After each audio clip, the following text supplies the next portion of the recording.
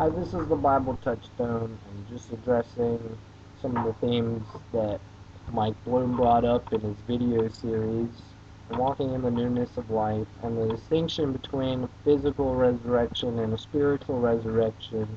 And he deals quite a lot with Romans 7, and I think he gets his idea of what flesh means from writers like Watchman Nee, and I just wanted to appeal to in our rule of faith, analogy of faith, to let Scripture interpret Scripture to define my terms flesh. In the New Testament, most often, flesh is used in a covenantal context as a kind of euphemism. I'm reading from something I wrote called The Body Dead to Sin a couple of years ago.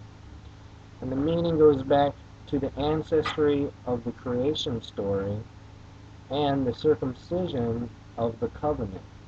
So the word flesh of the Old Testament often comes from the word basar, which can mean nakedness.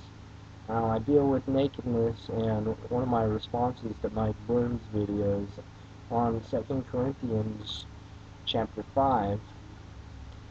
And flesh in Pauline rhetoric may be seen as that which is manifested by the covenantal bylaw of judgment. The concept of flesh is multifarious and requires a general study for acclimated understanding. So general familiarity of the various usages of the biblical term flesh furnishes a perspicacious judgment of context and exegesis. So what I've done is, of course, every time flesh is used in Scripture, it's not all the same meaning.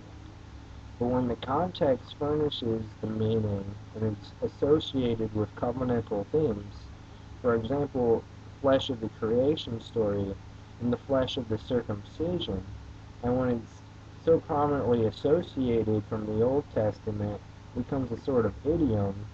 When the New Testament writers associate flesh with a distinction between the ministry of the Spirit or the new covenant and the new creation and that which is spiritual, making a distinction between circumcision, which is of the flesh, and circumcised of the spirit, there's definitely a covenantal connotation to that.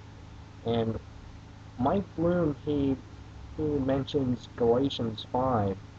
He says that has no covenantal significance. When the Galatians 5 talks a lot about the circumcision of the flesh and the uncircumcision, as that kind of furnishes the context.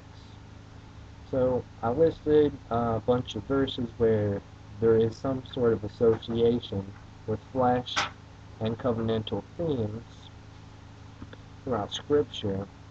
And I also wanted to read something Word Friendly wrote to me on Romans 7. It says, the context of Romans 7 is clearly about the transition from the Old Covenant to the New Covenant, especially going from the end of 7 to the beginning of 8. It couldn't be clearer. Paul is describing himself as a Jew once under the law, not a Christian delivered from death. His prior commitment to the law for self-justification found weakness and unprofitableness. And he's citing Hebrews 7:18, for there is verily a disannulling of the commandment going before the weakness and unprofitableness thereof. So that's kind of where we get that covenantal themes, because Romans 7 talks about, it defines different terms, which are the law, which is good, the law of God, the law of sin and its members, the law of death, and so forth. So I'll define that in my next video and kind of go more about the central theme of Romans 7. But I think that was really ignored by Mike Bloom. He talked a lot about Romans 7 and how it had to deal with things like Watchman Nee proposes, but not about which is the traditional interpretation from the church, which is the central theme, which is covenantal, about how the law wasn't the culprit of his death, but it was sin which was the culprit of his death. And I think Mike Bloom kind of had his own interpretation about that, so I'll talk about that a little more in depth. And stay tuned for the next video.